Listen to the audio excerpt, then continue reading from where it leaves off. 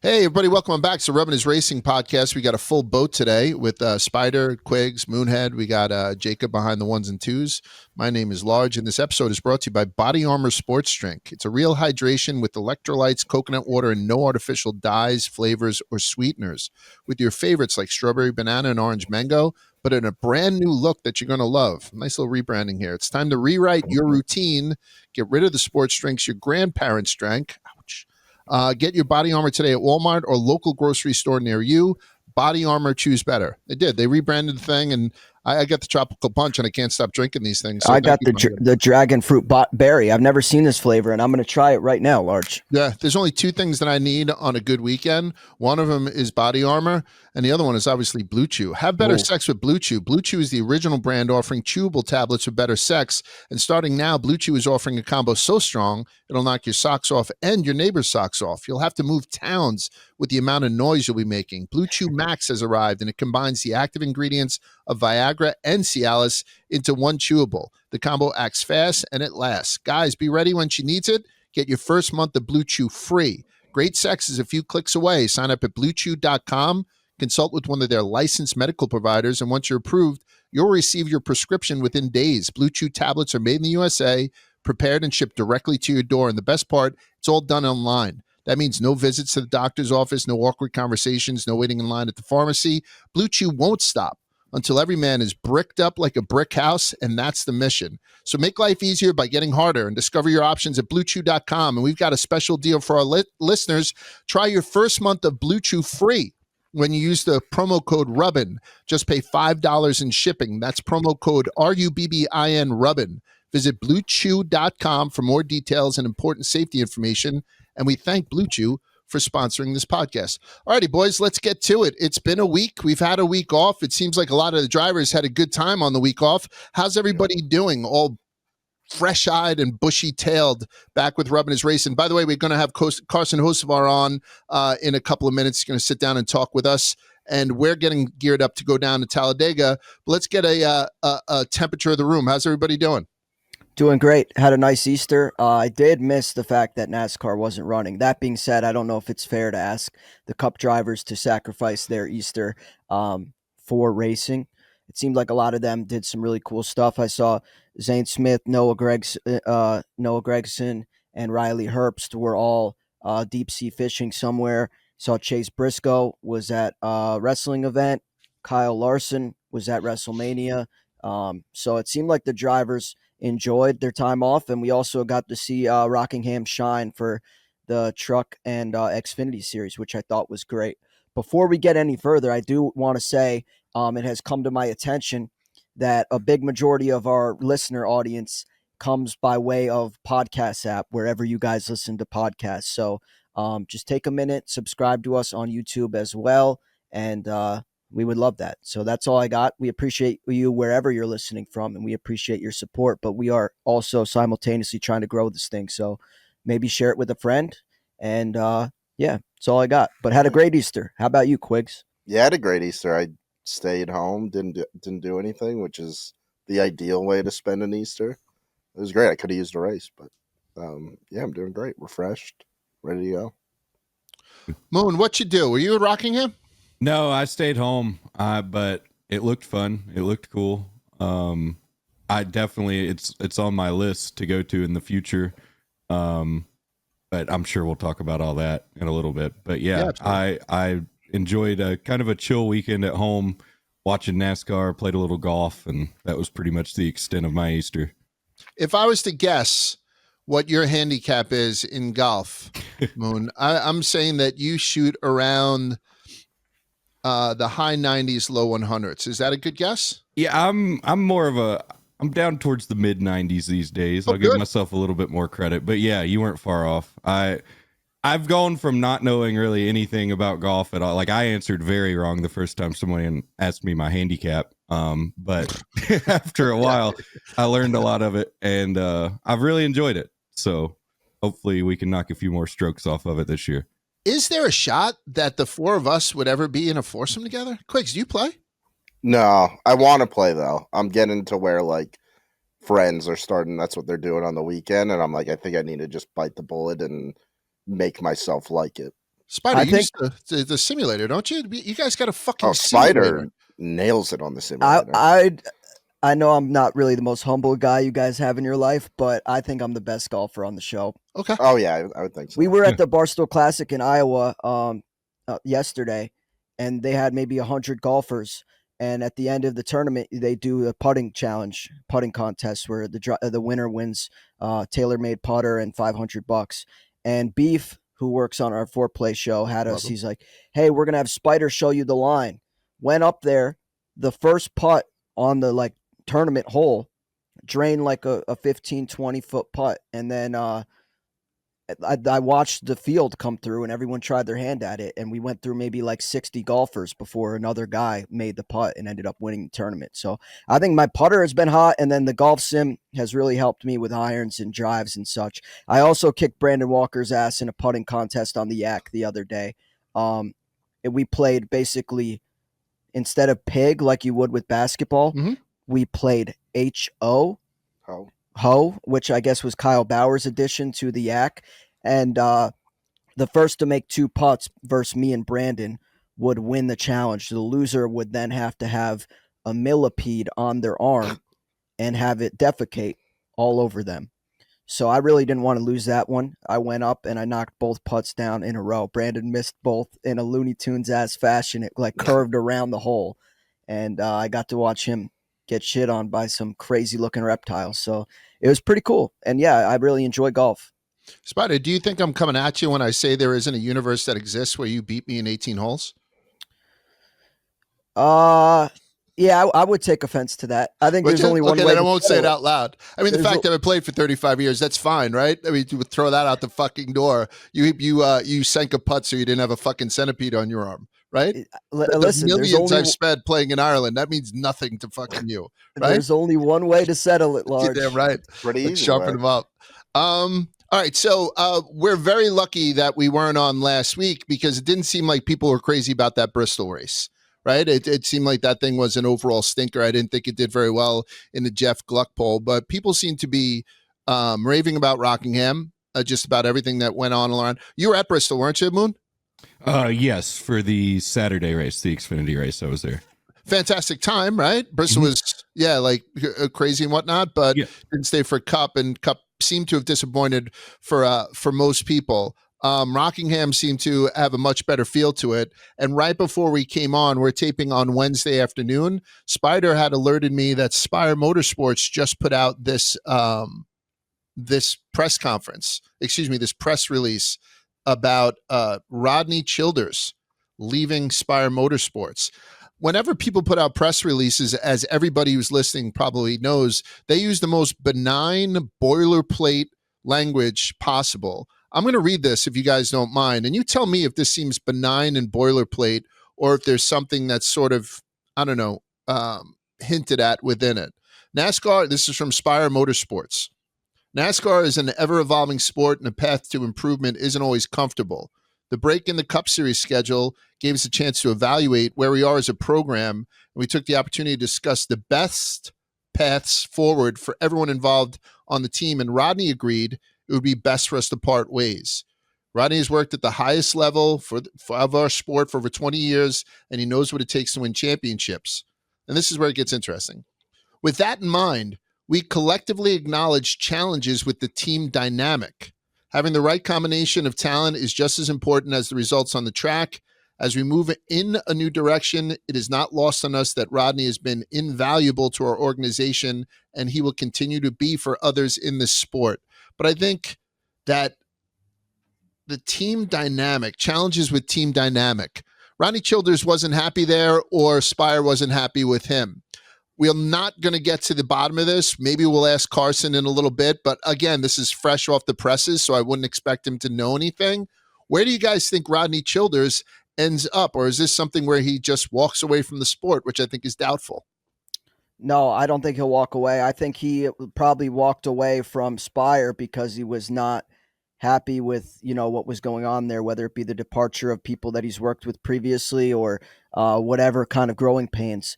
it is surprising that it only lasted 9 races together. It seemed like him and Justin Haley, or at least hearing Justin Haley speak about him, was excited and pumped to have him, which really any driver should be based on his reputation in the sport. But for me, if there were a team that I think would be benefit, I'll give you a driver rather. I think that Ty Gibbs and Rodney Childers together would be a sight to see. I would like to see what they could do together. Ty's been struggling this year, and he clearly has good equipment. So I think pairing him with a little bit better crew chief might be something that would be interesting to watch. I also think there's other. I don't want to give all your. You know what? Why don't you guys give your answers, and then I'll give a couple more. I like the Ty Gibbs one a lot. Blaney maybe clean up that crew a little bit. I just feel like Blaney's already in a spot where he can win consistently. It might not be worth making changes. I was just going Terrible answer, Quigs. Terrible answer. We'll By come the back. way, we'll talk about personal growth. Spider was about to give just about everybody in the Cup Series. Yeah. And then he's like, you know what? I'm going to pull back.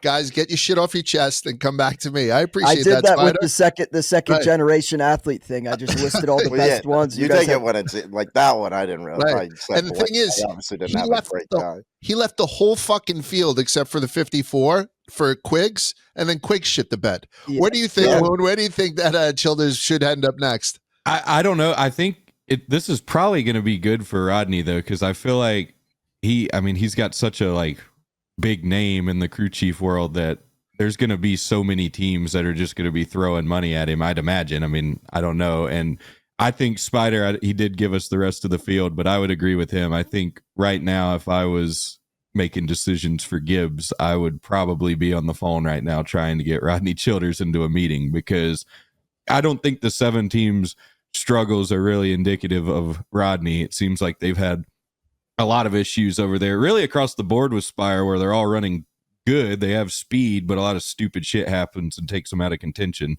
And unfortunately, I guess Rodney was the one. I mean, it reads like they canned him. I don't know, but it reads like he got fired in the nicest way possible. So I agree with Spider.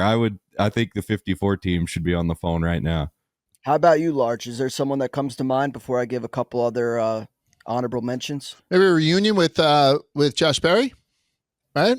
I mean, that's a 1-2 punch. I mean, I don't know if he's going to want to work on the 21, but I mean, that seems to be something that they've gelled before. It would be a nice little headline, and obviously good for Josh. But otherwise, I'd say anybody but Blaney. I'm all over you, Quigs. I apologize. That's my fault. Yeah. I was doing that off the stat that you gave last week, where it was like Blaney's pick crew is. Yeah, no, you're right. He does need to tighten that shit up. Yeah. I would say outside of Gibbs or Barry, maybe I would like to see him go to Trackhouse. I think he would do really well with a guy like Ross Chastain, or maybe even RFK. I feel like they've had speed recently, but just can't put it all together. So I think either of those teams would probably be the second and third choices behind Ty Gibbs. But I would really love to see him link up with Ty Gibbs.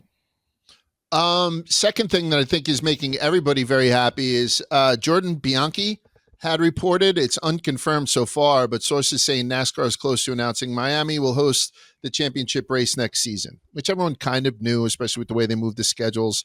Homestead was the site of the finale every year from 2002 to 2019. Then it switched over to Phoenix in 2020, where it stayed ever since. So the only thing that I will say is that NASCAR has declined to comment on this so far, so there hasn't been an official announcement as of the time that we're taping. And 2, according to Jordan, one of the other things is that Homestead is just getting it for 2026. It's not going to be just Homestead going forward. And according to his sources, another track will be selected to host in 2027, beginning a rotation in which a different venue is chosen each year. Phoenix is expected to be included in that rotation, these sources have said, and the track will continue to still have 2 races per season in Phoenix. So this is great news, right? Everybody wants the championship back in Miami. So it seems like NASCAR is listening to people, from a fan's perspective, I think. How do we feel about this? I mean, I have a small take on it, but I think everyone's pretty happy about it, correct? Yeah, I think everyone should be. I mean, and I go back to the race, Large. Myself and Dave were at Miami last year with Tyler Reddick winning in dramatic fashion with the late race pass. To me, That was awesome. I really enjoyed that race, and I kept thinking to myself, wow, this would be a perfect venue for the championship. And I wish that was the championship race. So now, hopefully, this comes to fruition. And I wouldn't even, I mean, if I have one take here, it might be that give Miami the championship race for a couple years. I'm cool with them rotating it, but I think every year might be a little overkill. And I think Miami, with the current setup, is proven that it can put on exciting races, which would make for a dramatic finale, which is something that NASCAR is seemingly always after. I think the idea behind the rotation is like what we've gotten into with Phoenix, with Penske doing so well there, right? Yeah. Like they don't want to just give a track where somebody's going to dominate, like a Kyle Larson track where every year he's then going to, if he makes it to the final four, then championship four, then he's probably going to win the championship at one of these tracks. So I kind of do like them moving around a little bit. What do you think, Quigs? Anything with No, Miami?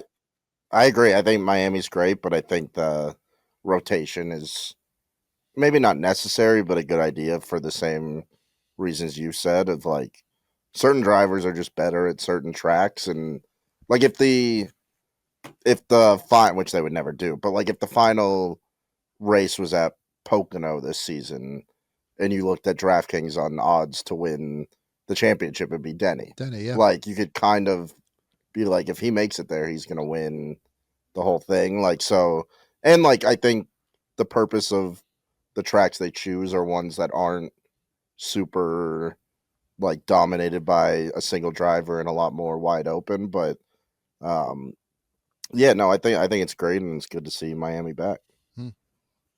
What do you think, Moon?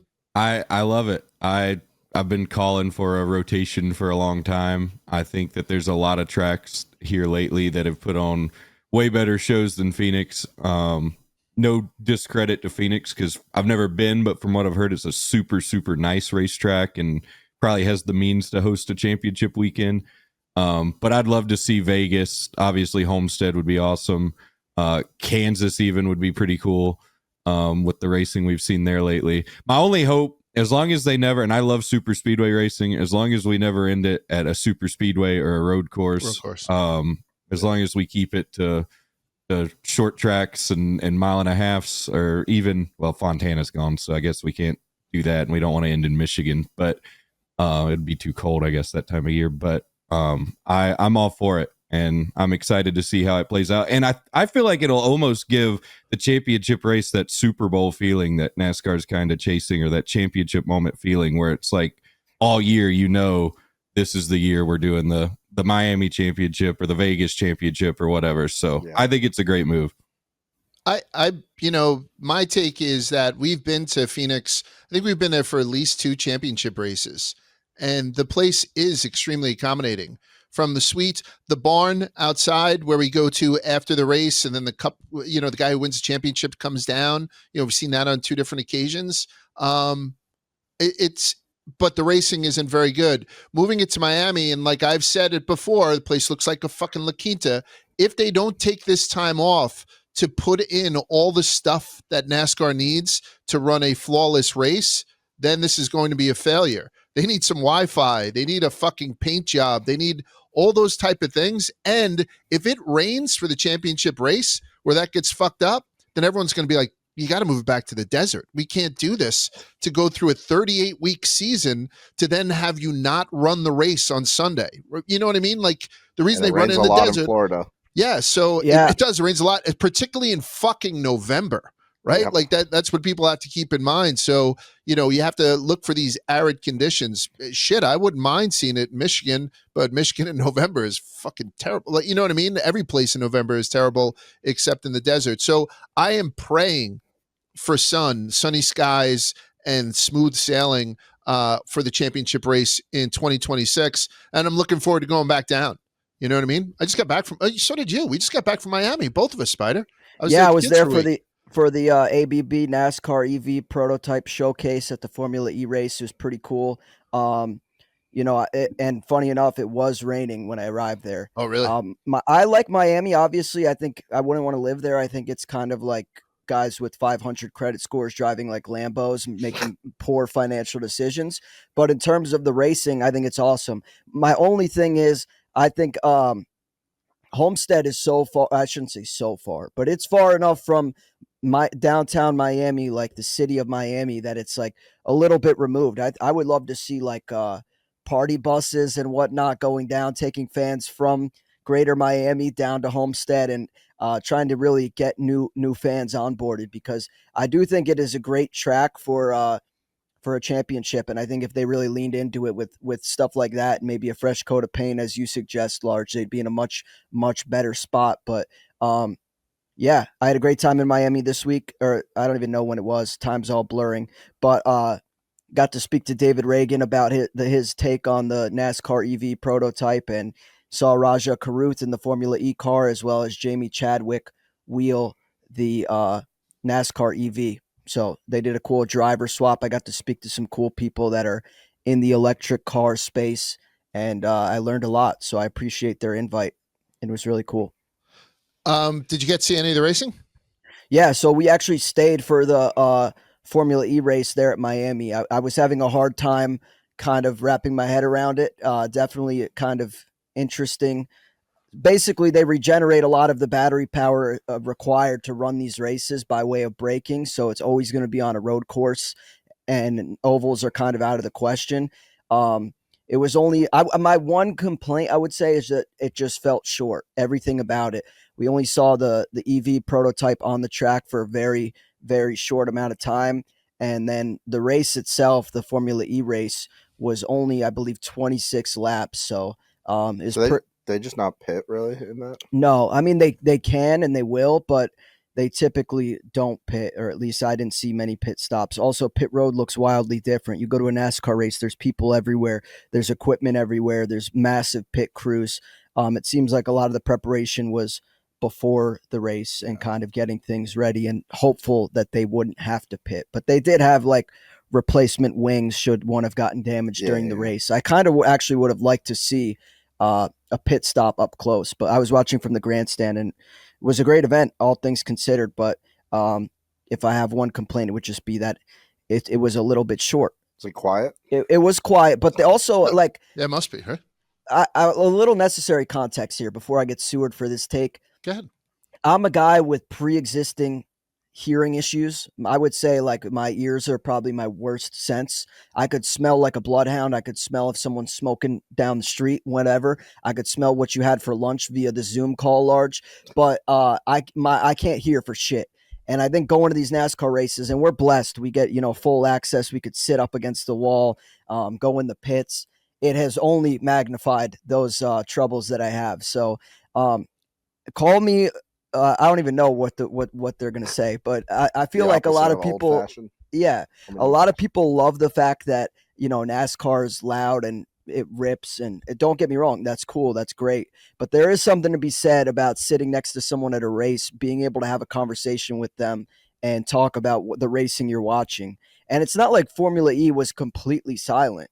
The cars make a very unique kind of electric sound, which is almost like kind of an acquired taste. Fucking dragged for this, Spider.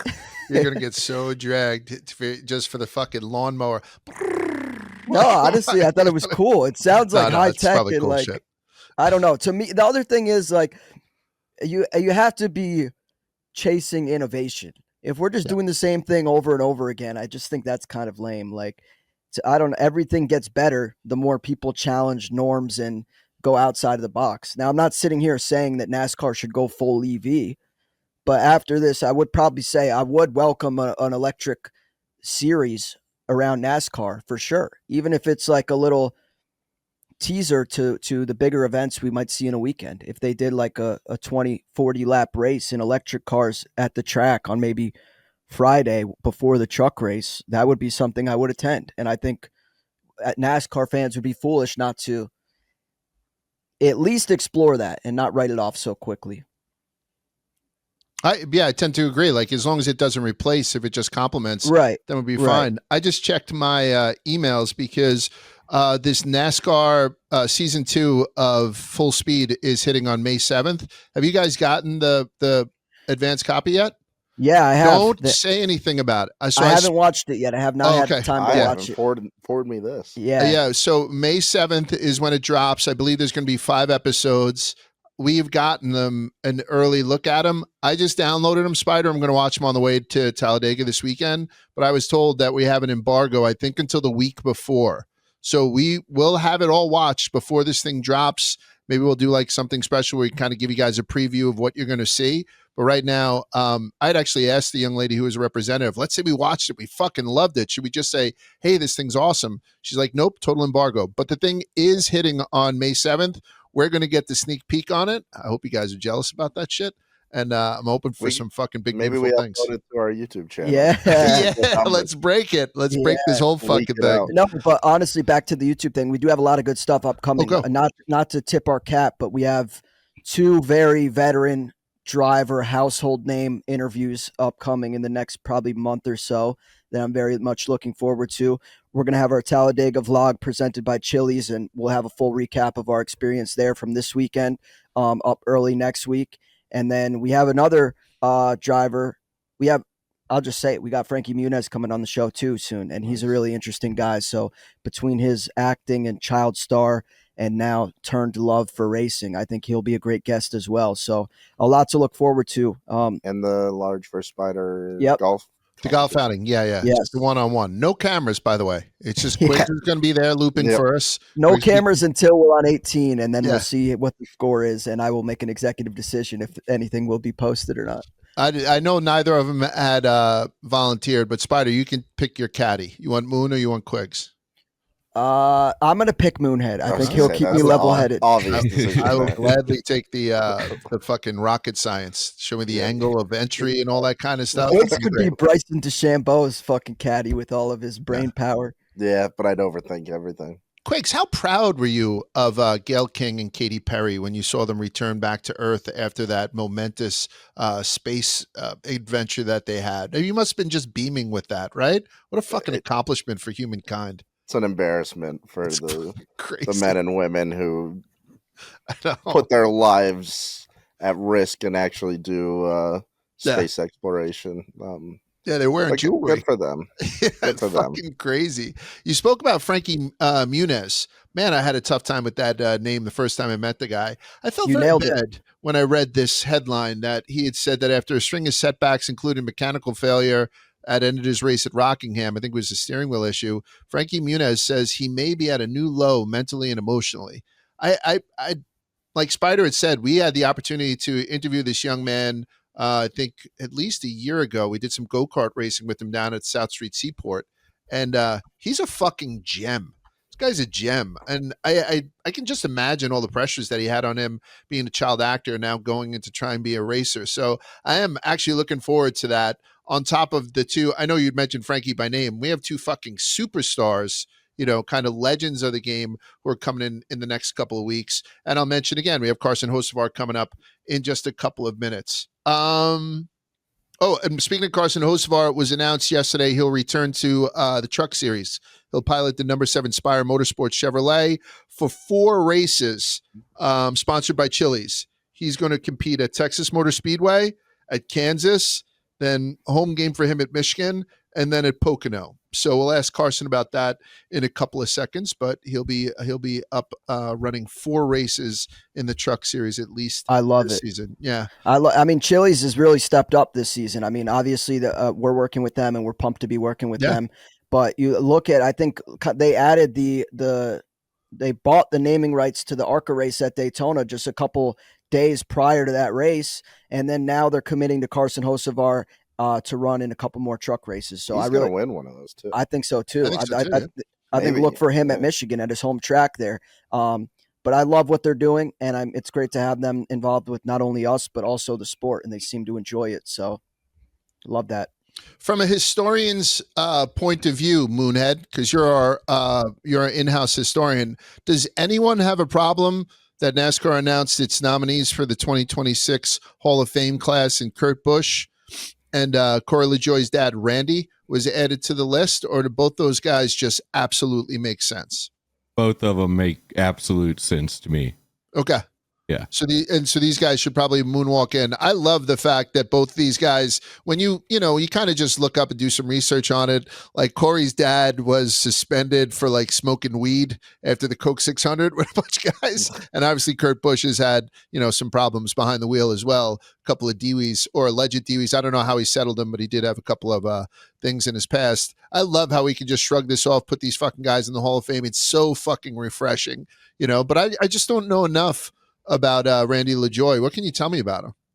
Well, he came up, through the ranks. He raced a lot. He had a lot of success in the lower divisions. He wasn't necessarily like a standout superstar in Cup, but he also he's the creator of the Joy of Seating, which is the seat company a lot of drivers use these days, and honestly is probably responsible for saving a lot of people from serious injury over the years. So outside of the driver, or I guess outside of being in the driver's seat, he's also helped create safer driver's seats and is kind of a household name in that world too. So, and he smoked pot with race fans, so that wins points with me. So all of those things together, he's a first ballot Hall of Famer in my eyes. So I'm rooting for him. I love that shit when they kind of just put that in his bios. Oh yeah, he got lifted to a bunch of dudes behind the fucking bleachers at the Coke 600. I love that. Just because we're going into the 10th race of the season, this is the last week off for drivers.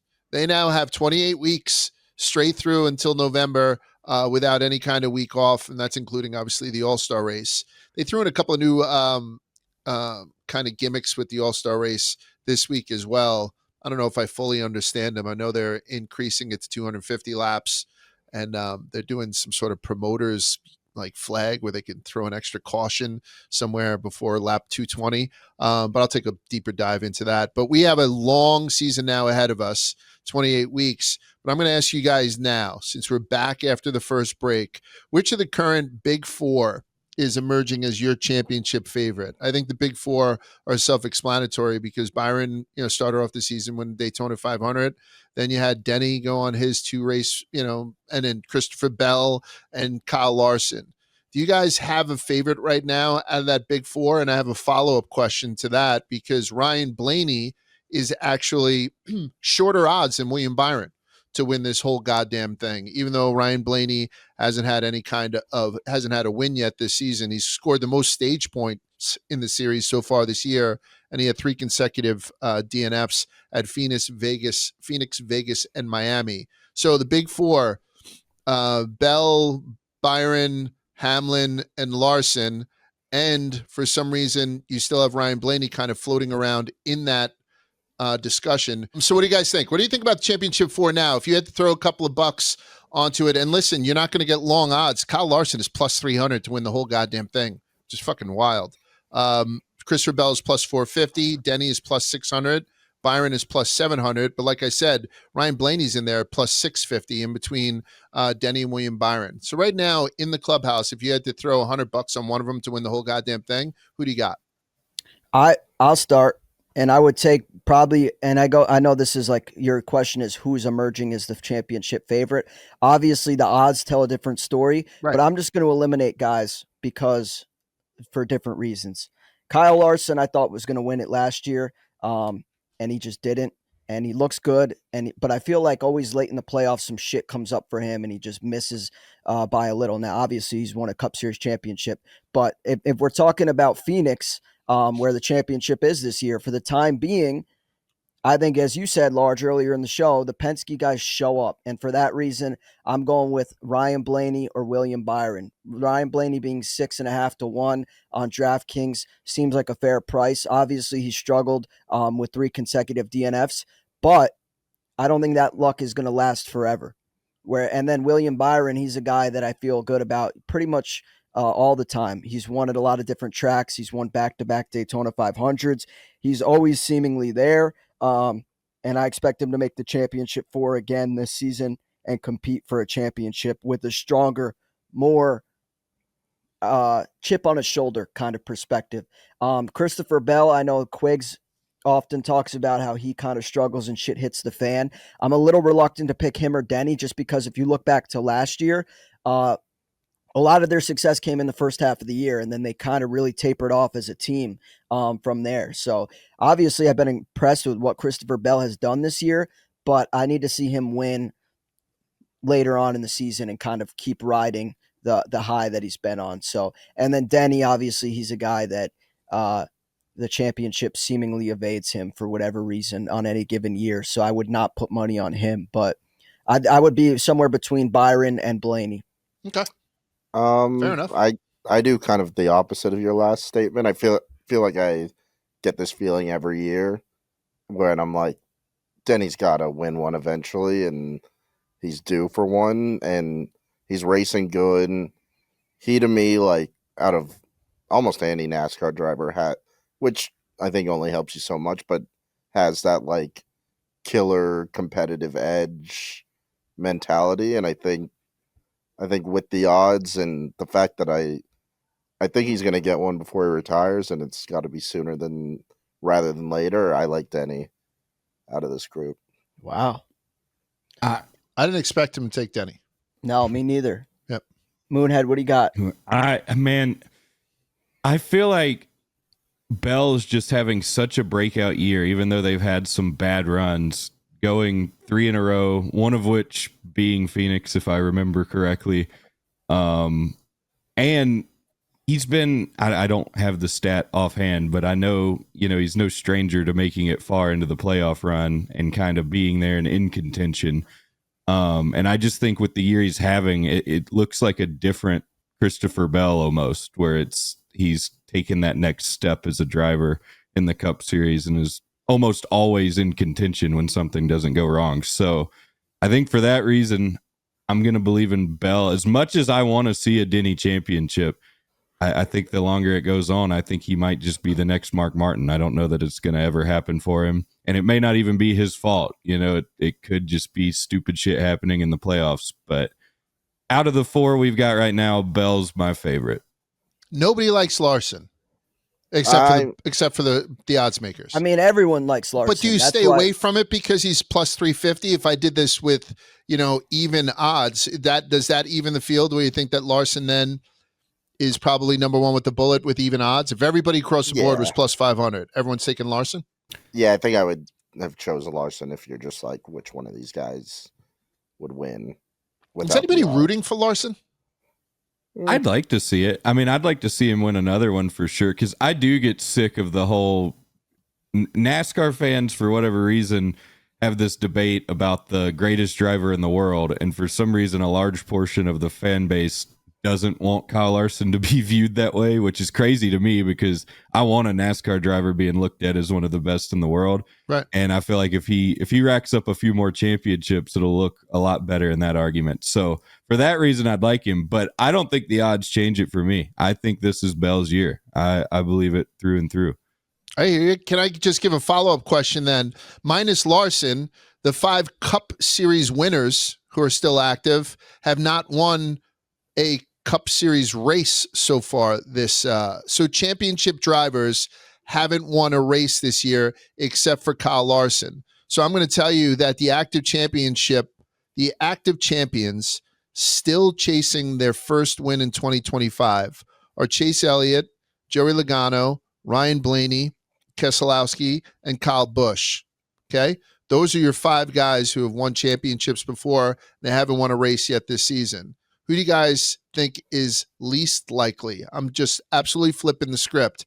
Out of those guys, who do you think is least likely to get a win this season?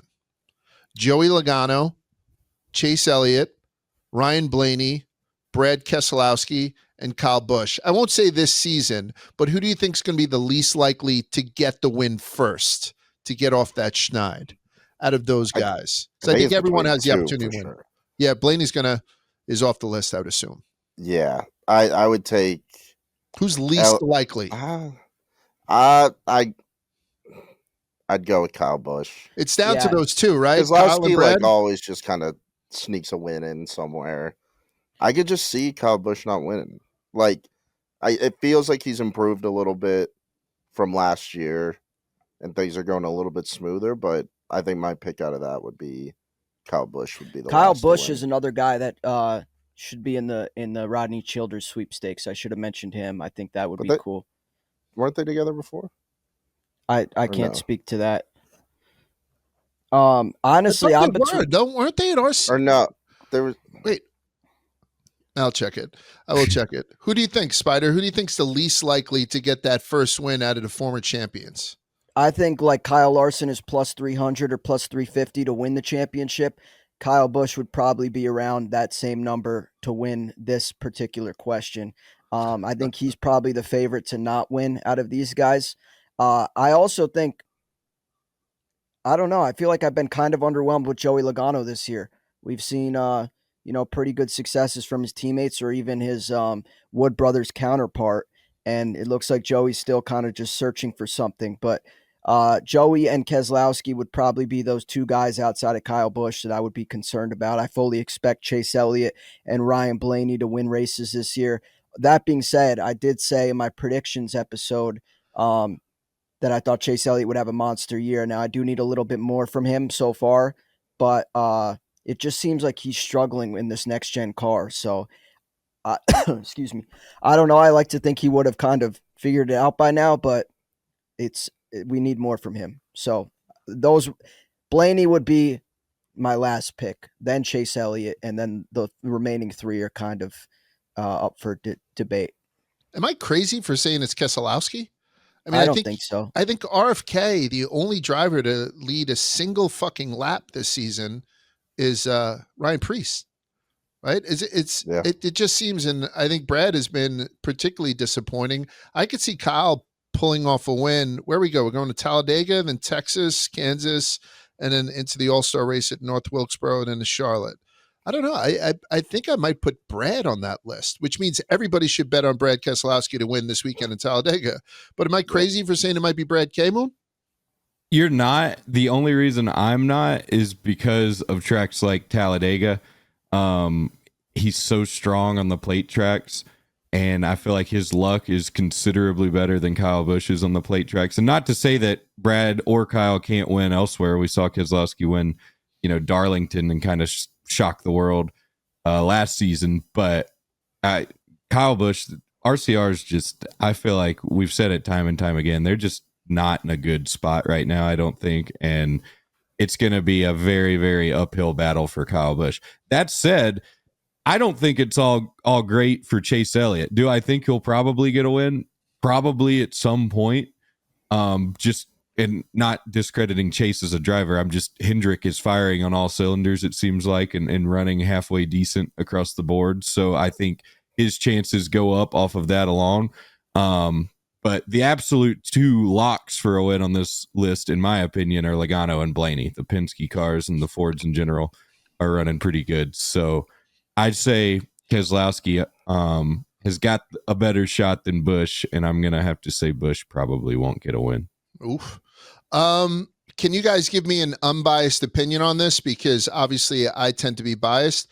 Is the Project SVG an utter failure so far? I think the answer is yes. But is it something that you guys think is going to get a lot better? How do you guys feel after, this first third of the season that we're almost through with SVG? It's got to be frustrating for Trackhouse in general, right? Because it's fifth year full-time competition. Ross Chastain is the highest of his three drivers in the standings. Ross right now sits at 11th. Then you have Daniel at 27th, and then SVG at 34th. Is the Shane Van Gisbergen? He's finished 30th or worse in 6 of the 9 races. And I don't think we have another road course coming up until we hit Mexico in fucking June, right? So how are we feeling about Shane? Is this one of those guys where this might have been the wrong move, bringing him into the Cup, or am I just being an absolute asshole? I'll defer to the cast, and then I have something to share. I guess I'll utter failure. Definitely not the right word. Yeah, that's me being a little bit demonstrative. I apologize. I wouldn't say it's been a success either. And I don't know. I'm kind of like, give it time, but I don't know. I don't know what's gonna like. I thought his skill level would kind of explode. I thought he was gonna really quickly get the hang of everything, and I probably had higher expectations than I should. But I don't know. Like, if he has this exact same season but gets a road course win, like, do you think of it as more of a success, or like, does that really change anything? Like, I think it's the exact opposite. I think it's one of those things where if he does grab a win, in Chicago or fucking Mexico or something like that, or even at one of the other traditional road courses, then you're going to put him into a playoff situation where he's still, the 34th ranked driver. It's really no different than what had happened with Harrison Burton, right? I mean, it's sort of the same thing, except this guy has a better agent and he's a little bit more handsome. Otherwise, he's got a cool dog. That whole thing. I'm sorry. I love the guy. I don't know. It's something to keep an eye out. I wonder if Trackhouse is like, what the fuck did we do? The pinata is, all the candy in the pinata is melted. The fucking watermelon is rotting and the fucking Australian football is running out of air. I'm thinking that those guys might be a little bit in panic mode. I don't know. I'll have to ask somebody from Trackhouse. What do you think? You buy, sell, or hold Shane Van Gisbergen, Moon, and I know Spider's ready to fucking pounce on this afterwards. It's too early to say for me. I think disappointed's the word instead of failure. Okay. I don't know. He won his first race out, so the bar was super high. And this shit's really hard, especially cup racing, as we've seen with a lot of people like Helio and whoever comes and tries to do it. Everybody's going to struggle. I'll tell you what, not just cup, right? I mean, Xfinity too. I mean, everyone seems to struggle. What were you about to say, Spider? Yeah, I had basically asked the same question to someone in the industry that is a pretty reputable source, I would say. And I don't necessarily believe what they said, but I just kind of got a temperature check on what they were saying. And I asked them about Daniel Suarez. I said, do you think it's a done deal as much as the internet does that Suarez is out of the 99 for Connor Zilisch next year? And they told me that they would not be so quick to have that assumption and that Shane might be the guy that's being kind of under scrutiny underneath a magnifying glass about their performance. Which I thought was really interesting. I, like many other people, seemingly thought if there were a guy to go, it would be Daniel Suarez first from Trackhouse. That's interesting. And it sounds like people in the know might have, and again, this is their independent own opinion. This is not from the team. But they kind of were like, I would not be so quick to write off SVG returning next year. So it'll be interesting to see what happens. I think, obviously, if Shane Van Gisbergen wins a race this year, I think that is job security. But I think the same goes for Daniel Suarez. And you look at Daniel Suarez, he was competitive at Atlanta, and then now he's been touted as a road course guy before we started importing guys like SVG. So he might be a little bit more, I don't know what the word is. Versatile. Well-rounded. Yeah, exactly. So if they had to make a cut, are they going to cut a guy that can perform at ovals as well as road courses, or a guy who is exclusively just a road course guy? Now, I kind of understand where Trackhouse is coming from. I love that they're kind of, a loyalty organization in terms of like, hey, SVG won a race for us. He'll always have a spot for us. We're going to put him in a cup car and do everything we can to get him to the highest level. I tip my cap at those efforts. But I think it'll be a little bit of a failure if they don't win a road course race this year, seemingly as NASCAR continues to explore road course efforts. So I think, it's something to watch for, and I'll be interested to see what happens next year. Plus, he's 35. Exactly. Right? Yeah. So if Trackhouse gets into a situation where they're 3 years into Project SVG and he's peeling off 1 or 2 road course wins a year, which is good for their program, but has no shot because we're never going November into a road course for a championship race. I wonder if they would be more apt to kind of see the writing on the wall, cut bait, and because I'm team Cocodril. Give me fucking Daniel Suarez all day long, right? I also think, Large, it could be a thing where Shane himself just is like, you know what, this isn't working. I'm going to go back to what I was good at. Not to say he's not good at, NASCAR racing, which he's proven in his first debut that he can, win against some of the biggest names in the sport. But I just go back to our interview when he was sitting in this room where Quigs is, and he was telling me, this was his first time like seeing big, tall buildings, and it's a very much a change of pace from the lifestyle that he, lived 30 plus years living before he made this jump to America to race full time in NASCAR. Who's to say that he's not like, you know what? I've seen all I could see. I did it for a couple of years, and I'm content going back with a little bit more money in my pocket. So it'll be interesting. He's good at this, but he's great at other things. Like, Right. You know what I'm saying? And at this point in his career, maybe he just wants to concentrate on the stuff that he's great at, then going and making that leap from good to elite. We're going to move over to Rockingham right now, and we're going to pick out the Presidente pull-through, the guy that we're going to give the Presidente pull-through to, and it's brought to you by Chili's. Ride the Dente. I got the shaker right in front of me. Isn't just Chili's new euphemism for enjoying a world-famous Presidente margarita at Chili's. It's a call to action to grab life by the Presidente Shaker and have a good time living that Dente lifestyle. But yeah, it's mostly a new euphemism for enjoying a world-famous Presidente margarita at Chili's. You're getting much, much more. You're getting a great drink with a great dinner that's going to set you up for a great night. You're also getting a little taste of that carefree, have a good time that Chili's and the Presidente are known for. And more than anything, when you're watching NASCAR at Chili's and you refill that glass from your personal shaker or Presidente, you're saying to the world, hey, world, it's me. I'm cool. And I appreciate a great tasting margarita at a fair price. And oh, yeah, I like to party. And the same applies when you jump on top of a giant mechanical Presidente at a NASCAR race, because you, our friends, are about to. So that's part of my ad copy for this week. So I guess the cat's out of the bag, and we're going to have like a mechanical bull type situation where people are riding the actual Presidente Shaker like they did in the music video that was starring our good friend Spider right there. So when you're down in Talladega this weekend, keep an eye out for us. Keep an eye out for Chili's, because we're going to have some sort of setup where you'll possibly be riding a mechanical bull shaped like the Presidente Shaker. So good for us. So we have to give out the award to somebody. And with Rockingham just passing through, I'm going to give it to Casey Kane, if you guys are cool with that. The guy came out of retirement. Obviously, he had left the Cup Series for medical reasons, right? He was getting too goddamn dehydrated every time he'd run a hot race, comes out of retirement kind of. I know he's been racing in some of the lower series, and qualifies fourth. And outside of that wreck that he got into, in stage one, I think he had a car and they had a driver that could have won that fucking thing. So I think he ended P14 after the Jesse Love disqualification. But having him get back in a car and seeing him for the first time driving myself, one of the reasons that I got into NASCAR was because of his wife, Amy. He's married, right? I think. Are they married, Amy? Yeah, Amy Long. Yep. Yeah, Amy Long, who is an absolute fucking angel. I've spoke about her multiple times when we first started doing this show.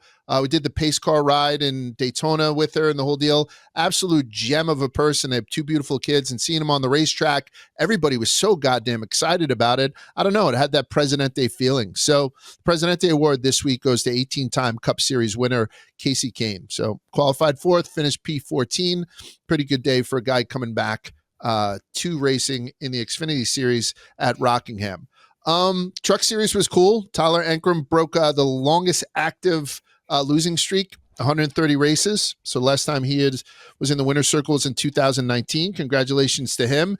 And then our guy, Jesse Love, got kind of fucked. Jesse Love wins the Xfinity race and then gets DQ'd. His truck's trailing arm was found not in contact with the U-bolt saddle in the rear suspension. So P2 Sammy Smith was deemed the winner. RCR said the other day that they are going to appeal NASCAR's decision, but it's probably going to be a moot point. They're not going to win that one. And then Jesse Love, as a result, dropped from third to fourth in point standings for the Xfinity Series. Justin Allgaier is up top, then Sam Mayer, then Austin Hill, and now Love is fourth, 124 points off of Little Gators, having a hell of a season. And what I wanted to point out was that Jesse had tweeted afterwards, "Good thing my house has a safe," including the emoji of a trophy, saying he wouldn't be giving back the game-winning hardware. I love that shit. Pop this thing in the safe, come and fucking get it if you want it.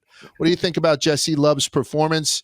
I know a lot of people are like, well, why are they doing these post-race inspections? People who are Jesse Love fans obviously went crazy about this. If you're going to be clean to go out there, how come you have to do these post-race inspections? And obviously there's a host of reasons why. How are we feeling about our good friend Jesse Love this fine morning, Spider? This just reminds me of when Denny Hamlin, I believe it was at Pocono a couple years back, got DQ'd, and he tweeted something to the tune of like, "Well, I already gave my daughter Taylor the trophy. Like, good luck getting it back from her," which I think is very funny. I like that he has a sense of humor about it. Obviously, it sucks to win the race and then a couple hours later or into your celebration just have it stripped from you. But I don't know. I mean, I think he handled it well, and obviously it sucks. To me, I think this is an essential thing that needs to happen, though. Like, if a car is cheating, they're cheating. And, while it does kind of suck to you watch the race and kind of move on with your life after it's over, with the finish you saw and thinking that that's what it was, to see a tweet like 4 hours later being like, actually, this guy was DQ'd. It's always pretty like dramatic, I'll say. And it's just funny because like I imagine the finish of the race would have been different had these guys that finished second, third, fourth knew that the first car was going to be DQ'd. They probably would have raced each other a lot crazier, which would have been interesting to see. But yeah, I mean, unfortunate for Jesse Love, but I think this is a thing that the NASCAR needs to continue to inspect cars, especially if they're seemingly cheating. So I don't know what they found or how they found it, but in this instance, I kind of agree. And I know people aren't thrilled that Sammy Smith won, given he was just in the crosshairs, but it's an essential thing that needs to happen. How does that work with, I've never had the situation, but with like a DraftKings? They don't settle until it's final. Like they started to settle pretty quick. If I'm not mistaken, has it been that long since I had a winner? DraftKings is the best book to bet on because of the way their house rules are written for instances like this. If I'm not mistaken, they paid out both. For both drivers, for both do. Sammy Smith and Jesse Love. And I saw people going to bat on Twitter versus customer support agents that are probably underpaid and didn't watch the race. And they're like, screw you, like this should be marked as a winner, Sammy Smith tickets. And it's just another reason why I think DraftKings is superior. So if you're going to play some NASCAR action, do it in the right place. And we appreciate DraftKings for their support. Damn right. How much do you think Jesse knew about it? Like, I always wonder, remember when Joey got caught with the fucking glove? Joey knew about the glove, right? Because he's in there. His wife did it for him, maybe, like that whole thing. But how much does Jesse know about what's going on under the hood, do you think? Is it something where he's totally innocent by ignorance? Or do you think these guys have an idea? I defer to Moonhead on this one. I really have no idea. That's a question that Moonhead's like, he's dirty. Liam Blutman texted me and asked me, he said, hey, like, do these drivers know when their cars are cheated up? I really have no idea. I mean, sometimes, obviously, more than others, with Joey Logano with the glove, I would like to think that he would definitely know. But in this instance, I'm not necessarily sure. Yeah, I would think probably not. Because I'm sure if he knew, he'd have backed this sumbitch in the wall doing his burnout. So. Yeah, that's true. Also, quick correction. Amy Long and Casey Kane are not married. Casey, if you're listening, put a ring on it, man. That's all I got. Just wanted to, I stand corrected. Yeah, I second that motion. She's extraordinary. Respectfully. I'm hoping the kid doesn't know. And I don't think it's one of those things where at some point he was like, hey, can somebody make sure my trailing arm is not in contact with the U-bolt saddle in the rear suspension? Like, I don't know if it's one of those things that might have got picked up on the radio. So seeing Rockingham and seeing the crowds there, am I being stupid? And we are going to ask Carson Hocevar if he thinks that, since he was at Rockingham, if he thinks the Cup should go there. I think it's kind of cool when Cup doesn't go there. You talk to Tyler after the race, and he's like, this place holds 30,000 people maybe, and 17,000 people were there for the truck race.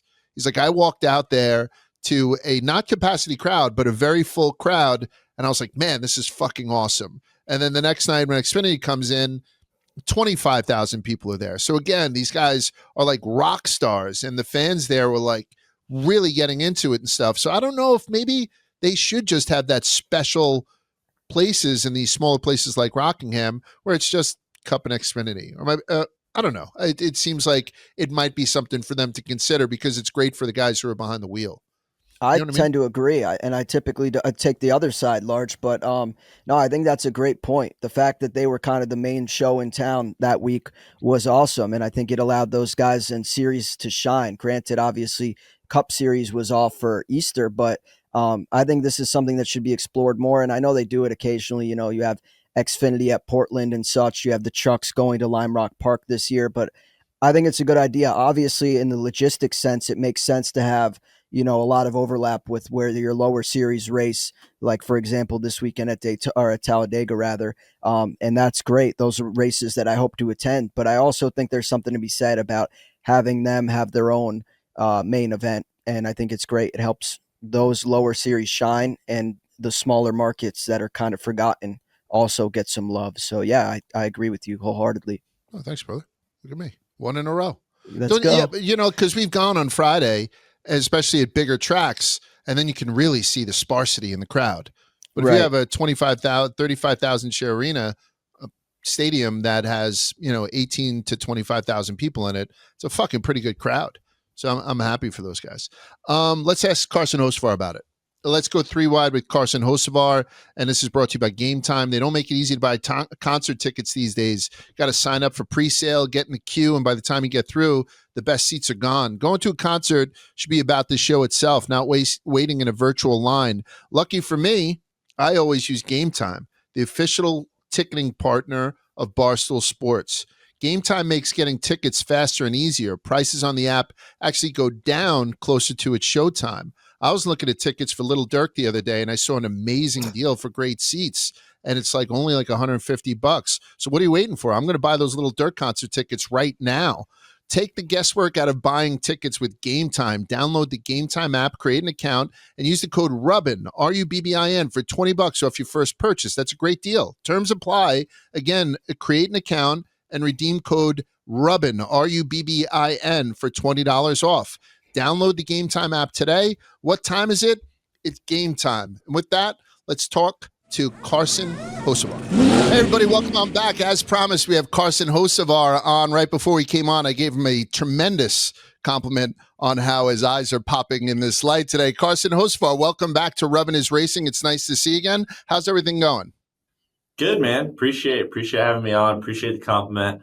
It's the first time I've been complimented on my eyes that isn't in a gas station or something, and it's, you know, a 7-year-old lady reminding me of her grandson. So I appreciate it. 53 years old, and I'm not a lady, but I still can tell you those are some great looking peepers. Listen, we'll get right to it. We mentioned in headlines that you're going to be running a couple of truck races this season, and a very astute observer on Twitter, Pacris Picks. Sometimes I wonder if this kind of stuff is a money thing. He's way underperformed this year, so he has to run some trucks and try to make up for it to get a win or two. I got to tell you, a must follow on Twitter is Carson Hocevar. I mean, I'm probably the last person to say this, but just like and Pacris Picks follows us, you know, guy just kind of throws it out there. It's impressive how this tweet alone tells me you have no idea what you're talking about. Just right fucking to the point. Very biting. You give great Twitter. Talk to us about the truck race thing, though. So how does that come about? We've spoke to a couple of drivers before where they essentially call it the cheat code. They get to be on the track a little bit before everybody else, get a lot more, you know, reps and whatnot. So it benefits them by the time it gets to Sunday. Is that the overwhelming reason why you do this kind of thing? You want to just kind of get on more screen time as you get closer to home and you're running, you know, up north? What's the idea behind running trucks this season? Well, I mean, ultimately, like, that's the excuse we use, right? Or that's what we use, right? Like, it's going to help for Sundays. It's going to be better. You get a cheat code and everything. But really, it's Spire Motorsports has their truck program. They have this all-star truck that needs to win races to value their program. And the best way to do that is put Cup guys in it, right? Kyle Busch has won already. Larson's won already. They put McDowell in on super speedways, Justin Haley on super speedways. And plus two, like, there's not like a money thing, right? Like, there's only so many like sponsors you could bring to the table and everything. And normally when you win races in trucks, you still basically lose money or something. I don't know the business of it, but I'm sure you're not making much, if not anything. So I'm sure for Spire, it's perfect for us Cup guys that's within the building. Is if you're going to lose money, you might as well lose money on the guys you have employed that you employ to win races on Sunday. They should be able to, go dominate truck races. And if not, right, that values the program and sets a bar. And, that's one thing that they're really picked strategically for some of my races is, if we don't win or we don't are in contention, they got to go to work on their trucks while they're developing Raja and Andreas and everything. They're still pretty green. So when, Larson gets in it, I get in it, Kyle Busch gets in it, and all of us get in it that have won truck races or been competitive in trucks, that it ups the value of the truck program. And if they're off, they have a really good voice they could trust that's going to steer them in the right direction. The whole cheat code thing, that's just an excuse for us to convince the bosses to let us race too. Can I just follow up with it then? So when you were driving in lower series and you had people from Sunday come in and race, was that something that you relished, that you wanted to go up against the best of the best? Or did you feel like, hey, listen, we're in the lower series for a reason, trying to get to that point, let's keep an even playing field and not have ringers come in like yourself? No, I loved when they came down, because if you beat them, you did something, right? Like, I remember when I was running Charlotte, we were leading the whole race. I wrecked with Priest, but the guys behind me was Ryan Priest, who obviously ran on Sundays for a handful of years, Ross Chastain that runs on Sundays, and Kyle Busch that ran on Sundays. And then when I got the pull at Sonoma, it was Bowman, Ross, Kyle, Kligerman, all these guys that had run Sundays. I think there was a few more in there, but that's how you get seen and noticed, and that's how you get valued. If there's not a Cup guy in there, Cup owners are like, "Oh, that's cool," oh, that's whatever. But I've heard so many times that Xfinity and truck guys are on Cup owners' radar, and they don't even know it because they were focused on their own guy, and they remember specifically that their own guy was getting ran with, and then they go do something, and then they're off the radar or whatever. But I've heard a handful of stories even just this year of oh, this guy was on the radar because he ran with Larson, or he ran with this guy, and they remember exactly it was Watkins Glen or Bristol or wherever. Then they kind of fizzles out, or you see more of their product, but you all of a sudden start paying attention more. But that's how you get noticed. The main reason I'm in a Cup car is because I got an opportunity to go race the Cup guys on Sunday, and we did good. If I didn't have that opportunity, they don't come down enough to make a noticeable difference. But if you race against Sunday guys and run good, then it's already a risk to go hire people and not just take money or whatever. So if they're running against Cup guys already, it's less of a risk or more motivating to take that financial risk for owners, I think. So I hope it changes for me, because I want to go race all the time on Fridays and Saturdays. But at the same time, I know that's how you see talent, is when those guys race against them. And that's how we make those guys better, or that series gets better. But also too, it's going to lock down, or it's going to make it really difficult for guys to make that jump or get noticed enough if, the Cup guys aren't there to set the bar. Speaking of making the jump, I feel like a lot of guys typically coming up to the Cup Series have cut their teeth on trucks before going to Xfinity and then ultimately getting a look on the Cup level. While you did race in the Xfinity Series, you kind of had limited looks comparable to your truck starts. What do you think the reason is for that, and how do you explain your kind of ascending past the Xfinity Series just straight up to Cup? Yeah, there's not really a good answer for it, but the trucks, that I would have Cup guys kind of come down, and obviously I was super aggressive at times, and I went and ran those Xfinity races to try and build something to run Xfinity full time, and obviously getting in the Spire fold when that 7-car opened, it worked out really well for me. But I got to run a year's worth of sim on Sundays, or for Sunday cars and everything. And, they teach you basically how to be a Cup driver, because the whole goal of me isn't to go in there and be the fastest lap. The whole goal is to match Suarez and Ross. And then when I started doing Hendrick, match those 4 guys. So it developed me almost in that ecosystem while still racing on Fridays, and then having Ross be my teammate.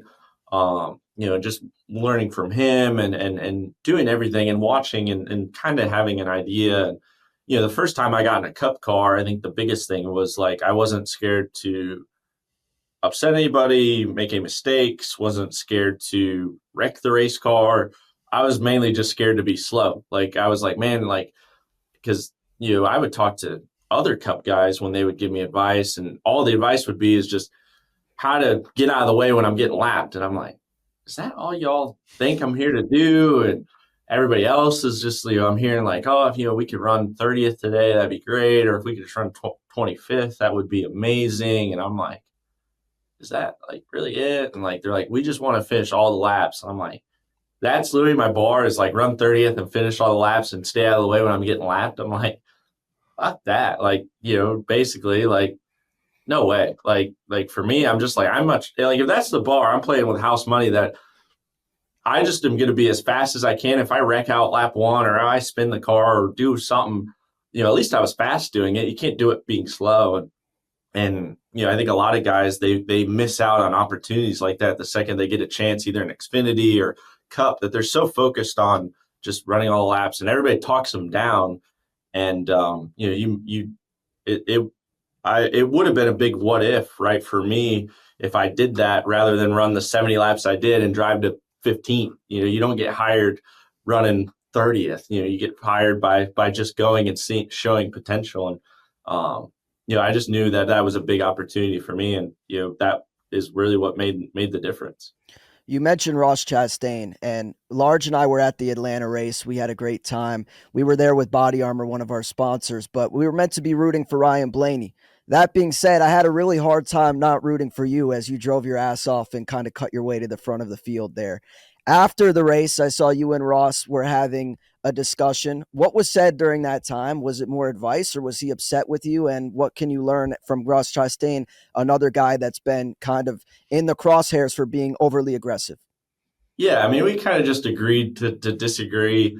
We've moved on from it now. I don't even think we've talked about it, but it was more just, he hadn't seen the whole picture, I don't think. And, I'm trying to explain my perspective and his perspective. And, we just kind of shook our hands and was just like, all right, well, we're not going to agree here, so let's just move on. We'll just race each other. But you have that relationship, it's kind of that brother relationship, right? Of both of us, I think, want to be better than the other, or think we're better than the other, but we race each other really hard. But we have all the same similar genes. So like, we're really good at predicting each other or doing things that each other do, while the rest of the field doesn't kind of do what we do, right? But we do. And we always tend to be around each other racing. So we have a lot of similarities while still having that sort of brother relationship, I guess. So it's just kind of funny. And it's really easy for us to have that dialogue and be really honest and try to achieve something there, just because of that. Your guard's down a lot more. You can be a lot more vulnerable with each other. When you have a young kid like you, and not young by other metrics, right? I mean, 22-year-old guy, and you are aggressive, and you're not out there to just finish the race or finish in the top 25. You're just concerned on going fast. Obviously, you do have some of those other concerns. To some of the older guys, it can be seen as, who the fuck is this punk, right? Like that whole kind of mindset. Do you feel that being in your sophomore year in the Cup Series, that there's nothing else that you really need to learn, that you might benefit from being less aggressive? Do you know what I'm saying? Like, sort of get yourself a little bit more ingratiated, because there is a fine balance between being a little bit ahead of your skis, even in other people's eyes, some of the big veterans. So how much more do you need to learn now that you're in your second full season in the Cup? Yeah, I mean, the politically correct answer is you're never done learning, right? But right. I don't know. Like, I mean, I'm 9 times out of 10 running off instinct more than anything. So it's more just trial by fire for me, and it has been through all of racing. It's just, there was a lot of times where if I wasn't very fast, I would just hold. I knew where my feet were supposed to be, so I just put my feet. I'd start with my feet there and figure out the hands later, type of deal. And that's why in trucks I'd be a dart without feathers at times, and same probably for Cup too. It's just like, I know where I'm supposed to be with my feet, know what the entry speed's supposed to be and everything, and my hands will slow down later as I do it more. So it's just balancing it out, and I think more so it's just continuing just to pick and choose. Like, Darlington, we were torn up, and I pulled out of the way for a few guys to, just, it wasn't even on their lap, right? Just pulled out of the way. And I think the reputation I have right now is I'll never do that, even if I'm 20 laps down. So a few guys did that for me at Bristol, and I was like, hey man, I appreciate it. And they're like, dude, thank you so much at Darlington. I wasn't expecting it. I was like, dude, I'm like destroyed. My car is like falling apart here because I've wrecked like 3 times from flat tires. Like, yeah, like I'll get out of your way. That's not a problem. But I think that's a benefit for me if they expect the worst when they're around me, per se, that when I do, kind of just, get out of the way or do something or help them out, it goes even further or it's even more noticeable, which I think, could benefit me for sure. This weekend, a lot of Cup drivers seemingly took some time away from the track, given it was one of the few opportunities to do so this year, given the Easter holiday. You instead were at Rockingham. What was your experience like there? We saw a great truck race and Xfinity race. What do you think the Cup cars would look like on that track? Well, first of all, I had really a lot of fun at Rockingham. I'm not sure what the Cup cars would look like. I would really like I think it would be a great race if the top finally cleaned off. Like Xfinity cars got about the second or third lane, but there was still a lane or two up. I think the Cup cars would need that. I think they would need the whole racetrack to be good. But I think it'd be a good race. I think Xfinity cars put on a better race than expected for how new the asphalt was and everything. So I think it would put on a good race. I think mainly because the track is so fast and there's so much banking, but the bumps are so inconsistent throughout the racetrack. And obviously notebooks help, I think, make the racing better, but I think it'd be a hard balance to find with the bumps and how fast it is, that I think it would create opportunity there to really move around and put on a good race.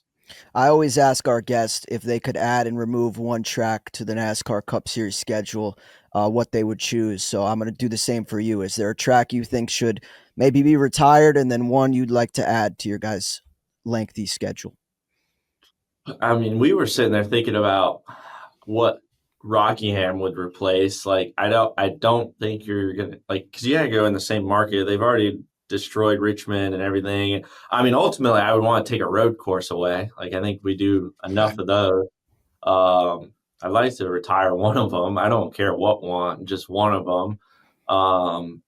And Rockingham would be a really cool one for sure to add. Another one, man, I'd have to think about it for a while, but I think Memphis would be cool to go back to. It never happened, but, Memphis would be cool. The popular one would be Nashville, but I don't think the Cup cars would run good. But probably Rockingham, honestly, just being fresh of mind, and probably the easiest next one in line to maybe get a Cup date would probably be Rockingham, and hopefully we just kill off one road course race. You don't have a least favorite road course? I'm not a huge Coda fan.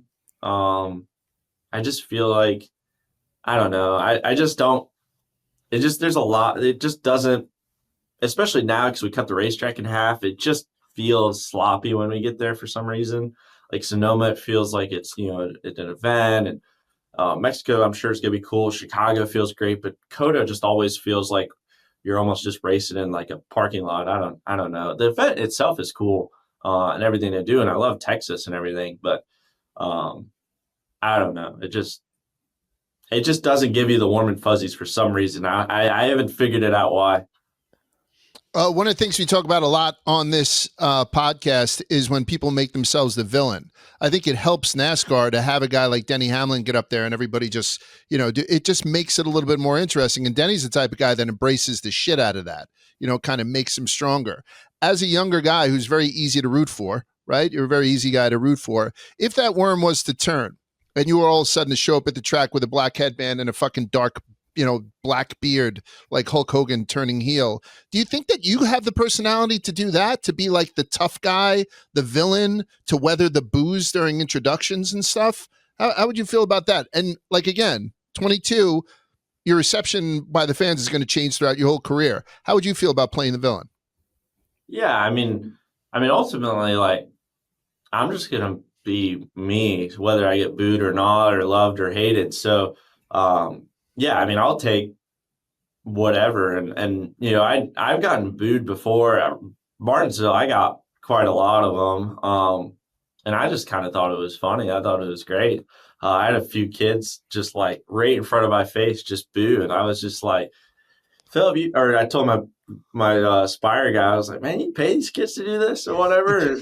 But yeah, no, I would embrace whatever it is. But at the same time, like, I don't think I'd go too much with it, right? That it just doesn't feel genuine. I think it's the most important to feel genuine, and how they feel is how they want to feel. I thought you had a great quote this year when you said something along the lines of like, I'm not here on Sundays to make friends with these guys. I'm here to win races. And I think that was awesome. Another thing I think is really sick is your Dale truck. Can you talk to me about that? What's the story behind that? And how did this come to be your daily driver? Yeah, so I found it on Facebook Marketplace after Phoenix qualifying. I just found it and I sent it to a bunch of my buddies and my business manager and agent, whatever. And I was just like, this is cool. And they were like, you should buy it. I was like, okay, I was like sending this as a joke. Like, there's no way I'm going to buy this thing or be allowed to. And they're like, no, you should definitely buy it. You can afford it. You should do that. And I was like, okay, I'm sending you to this because you like help me make good financial decisions. They're like, no, you should definitely buy it. So we had so I was watching the Xfinity race. I'm sitting in the grandstands texting back and forth with the guy. And I was like, all right, send me a video of it. And he sends me a video of it. And we wired the money before the Xfinity race was over. Boom. You'd mentioned you did that after qualifying. You started the whole process after qualifying at Phoenix. And then we hit the headline this week that after this year, Phoenix will no longer be the all-time, host of the championship race, and it's going to move to Miami in 2026. How do you feel about that? And they also said that they're going to rotate after Miami. Where would you ultimately like to see the race, even if it had to be between three different tracks, let's say? Like, I always think that with the Super Bowl, it should be at the same three places that work. How do you feel about Miami hosting the championship in 2026, and who should do it after that? Yeah, I mean, Miami just feels special, obviously warm and fuzzy, and the nostalgia of it, I think, is great. I think it's better than Phoenix from a race standpoint and everything. I think Homestead puts on a pretty good race, other than maybe Larson will win 17 championships.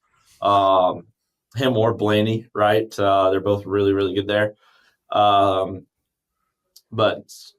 I don't know what other one. I think I mean, granted, it's maybe cold, but I think the East Coast at least deserves a date in terms of that North Carolina, kind of southern area. I think deserves a championship date, especially for how just special and surreal Rockingham was and North Wilkesboro was, like how embraced they are for new things. That I think a championship race somewhere around here would be so welcomed and just change the atmosphere, especially for a championship weekend. Homestead and Phoenix, even Homestead, but just in general, I feel like the atmosphere isn't as loved or shell shocked as just a Rockingham rebirth, a North Wilkesboro rebirth, or something new happening around here. It's it's just embraced more. I feel like that if that first time, I think would be unbelievable somewhere. I don't know where, but one of the tracks around here, even maybe it wouldn't happen, but even like a Rockingham, or you don't do Bristol, you don't do Martinsville, but maybe not even Arlington, but something around here. I think Charlotte Oval would be a hell of a one, even. Yeah, that'd be cool. News broke this morning that Rodney Childers was leaving Spire. I know he's not your crew chief, but what was his impact on the team, and did this come as a surprise to you? I mean, obviously, there's just a lot of depth, right? There's not a lot of. It's never exciting or sexy per se, right? When things leave and things change, but I think Rodney was a big impact for Spire and big impact for my guys and an improvement with crew chiefs and everything. So. Yeah. Yeah. I mean, I don't know a lot of details or anything, right? But, obviously I think he was a great guy to be around, always, was really nice to me and everything. And, I think definitely it was, everybody got what they wanted out of it. And I think there's a plan behind the scenes, obviously with Spire and Rodney and everybody that, obviously up in the boardrooms, there's things that make sense and things that, is harder to see when you're out of those rooms. For sure. One thing we're looking forward to seeing is that Chili's ride the Dente car on the track at Talladega this weekend.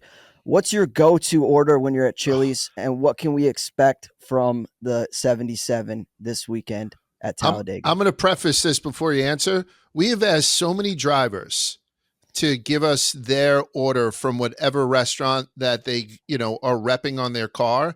And Spider, you can attest to this. So many just pick whatever they saw off a menu once. And then I know that's not your fucking answer. It's unbelievable, the marriage between you and Chili's. It's almost scary. So yeah, please answer that question for Spider. Yeah. So I did I normally do the triple dipper with double order bonus wings, barbecue with the Southwest egg rolls and a Kraft mac and cheese, and strawberry lemonade. But I just started getting the bacon rancher burger with no onions or tomatoes. Their burgers are freaking phenomenal. So that's what I get. So like if I want a burger, I get that. And then if I just want something regular, I'll just get the, that and everything. And I'm just an appetizer freak. So it's perfect for me that their appetizers work as that. And it's like the best bonus wings I've had, which is perfect for me because I literally grew up on bonus wings. Like basically instead of chicken strips, I would get bonus wings as a kid. So yeah, it's if I could get a Chili's like in my house, like Richie Rich or whatever that movie is where he has like the fast food place in his house, I would get a Chili's in my house where I could just get that made. Instead of a kitchen, I would just have somebody back there cooking up Chili's menu items. That sounds like a dream. Have you ever been in a situation where one of your sponsors is a place that you just don't agree with? Like if you have Lydia's Vegan Kitchen across your car and they're like, what's your favorite fucking quinoa? Have you ever been in one of those situations? I hadn't, but I'm early into it, right? Right, yeah. I hadn't had a lot of my trucks were blank growing up, and then I had a sponsor that had 23 weekends, and no, I haven't had anything like that. I haven't even really had I'm waiting on it. There's been maybe once, but I wouldn't be able to remember it, where they were just like, hey, we have this company that we're talking to. And I'm like, are you sure about that? But at the same time, like I'm good for anything type of deal. Like I go with the flow. I'm not, I'm walking out as a cup sophomore looking like a cowboy on Sunday. So, I mean, there's not a whole lot I would say no to. Last thing I got for you, earlier this year and kind of recently, we've seen at the super speedway tracks a lot of fuel saving strategy. Do you think that'll be the same this weekend at Talladega, where people are a little kind of just conservative for the first 70% of the race or so? And on the flip side, can we expect to see some aggression out of you like we saw at Atlanta going up to the front? Yeah, I mean, I think it'll be the same type of race. I told my guys I'm just going to run the thing out of fuel because I'm just bored of it, and I'm just going to do it out of protest. So I'm just going to hold it wide open the entire time and hope we get a yellow that I don't run out of fuel. But if not, I'll just run the thing out of fuel. Fantastic. So we're going to be there, boots on the ground in Talladega. We hope to run into you. This is Carson Hocevar. He's wheeling the 77 for Spire. Wish you the best of luck, Carson. We'll have you on again if you'll allow us. Yeah, absolutely. It's always a fun. Appreciate it. We'll be ready to go on the boulevard, brothers. Let's go. See you, brother. All right, so that was Carson Hocevar. That guy is invited back every time. He was almost business-like this time, Spider, compared to him pushing you around in a fucking wheelbarrow at Daytona. Did you find that he was a little bit more business-wise? Is this guy no longer a rookie? Is a businessman now? I kind of like it. I go back and forth. I mean, I understand these drivers, have to speak a certain way, and they gain nothing by, giving us good headlines and clips and whatnot. But I don't know. I also like when they let it fly. So I understand, obviously, their perspective. I think my favorite part about Carson Hocevar is not what he says in an interview. it's kind of the way he carries himself at the track. And that seems to be controversial. A lot of times people are like, fuck this kid. He's way too aggressive. He's a terrible guy, bad driver. I shouldn't say terrible guy. He's a bad driver in terms of his aggression, but I'm going the opposite way. What I love about Carson Hocevar is the way that he drives. And he seemingly puts himself first, whether that be in his brain or actually physically on the track. We saw, as I mentioned in the interview, him in Atlanta not really taking any prisoners and just going to the front regardless of who was in his way. And that's something that I think a lot of these drivers should do more of. That's what the fans want to see. And sure, it sucks when, you're on the other end of that and your driver that you're rooting for gets taken out or pushed, shuffled back. But that's one of the best things about Carson Hocevar. And I know Noah Gragson is going to kill me for saying this, but he's quickly becoming one of my favorite drivers between, again, whether he's on the track racing or he's in the infield at Daytona pushing me in a wheelbarrow race. He seemingly gets it. So I understand why he might have been a little bit more businesslike. Obviously, there's stuff going on at Spire that we're not necessarily fully privy to. So it might not have been the best time for him to get in front of a mic. He still gave us his time, which I appreciate. And that was the first time I think we've had him on the podcast, if I'm not mistaken. So I know we've done stuff with him before just because of the Chili's thing, but yeah, he might be the first time that he's come on. When I asked the villain question, just because he is so young, and if he is going to be an aggressive driver, he has the opportunity to be hated on a large scale somewhere down the road. Like, who do we assume picks up that mantle? Who picks up the black hat that Kyle Busch used to wear and doesn't anymore? Kyle Busch doesn't get booed that much anymore. Denny is the perfect example, right? As soon as people start to love him a little bit, they'll be like, fuck you. I like what you're doing on the podcast, though. Fuck you. Like, he still has that thing. So out of these new guys, the easy answer is Ty Gibbs because of the whole like Nepo baby thing, maybe. You know what I mean? But Ty Gibbs is going to roll off a couple of wins. Ty Gibbs is going to be just fucking fine. Particularly where he ran at Bristol and whatnot. He's back on the come. So on top of Ty Gibbs, who do you think is the guy that's going to pick up that Denny villain type thing? Who has the personality to pull that off? Well, I thought it was Ross Chastain for a while, but then he seemingly kind of took a chill pill. Yeah, after the punch. And like I said, I think that's an essential villain heel role. And I think Ross wore it well for a little bit there. And then he kind of smelled the flowers and moved on and kind of drove a little bit more conservatively. Carson Hocevar, on the other hand, would be my pick. And that's, again, what I like about him. He got off the track and in front of a mic and was like, I'm not here to make friends on the track. I'll bring my friends to the track instead of, make friends in the series. I'm here to win races and go as fast as I can, or something to that tune. And I think we need more drivers that have that perspective. So yeah, I think he would probably be up there in terms of a guy that I think could adopt that role. Ty Gibbs, I would say probably not. He's I don't think he wants to be. Exactly. Exactly. Sometimes it's out of your hands, right? Like, but who would do well? So I agree. Carson would probably do well with it. I thought he'd be more, how large they ain't us, so they hate us, or whatever the fuck it is that Little Dirk says. So he'd be like, fuck all y'all. Like, you know what I mean? Like that type of thing. Everybody can eat a dick. I don't know who, maybe Noah? Gragson was my second one. Yeah, Noah would be probably I didn't mean to run you. I apologize, Quigs. No, you're good. But it is one of those things where the other element is to be a guy like Denny or Kyle Busch, you have to win a lot of races. Yeah. And also to be a real heel. Right, or else you're just like an asshole. Does Austin Hill get booed mercilessly on every introduction into the Xfinity? Everyone? Because he wears it pretty well, I think. And he wins a bunch of races. Like, so. Yeah, but even him, there's something missing about it. Like, I think Denny is like the John Cena of NASCAR. He's just such a good heel and villain. Yeah. Whereas like Austin Hill, I feel like there's something missing. I can't put my finger on it, but he just doesn't have the same vibe that a guy like Denny or Kyle Busch had when they were universally hated. What do you think, Moon? Is there somebody out there that we're missing, even in one of the lower series, who's just one of those guys that can be the villain? Austin Hill, honestly, was the first one that came to mind. I'm running people over. I apologize. Yeah. I grabbed Noah from you and Austin from you. I'm fucking terrible. But I got one. Good answer. You think? Yeah. I mean, like Austin, I think does We haven't had him on the show. I'd like to talk to Austin Hill and just like kind of figure out. I'd ask him that question. How do you feel about it? Is it one of those things where you're like, I don't give a fuck. The check still clears. People boo for me or cheer for me. Who else did you have in your clip there, Spider? Yeah, my honorable mention would be Catherine Legg. I think if she just leaned into it a little bit, she could be pretty good. Yeah. So she could get. And by the way, she's been experiencing some real harassment, like death threats and shit like that. Never want to see that. By the way, I just experienced some death threats because I called it Taylor ham on a video instead of pork roll, and apparently people from New Jersey fucking hate that.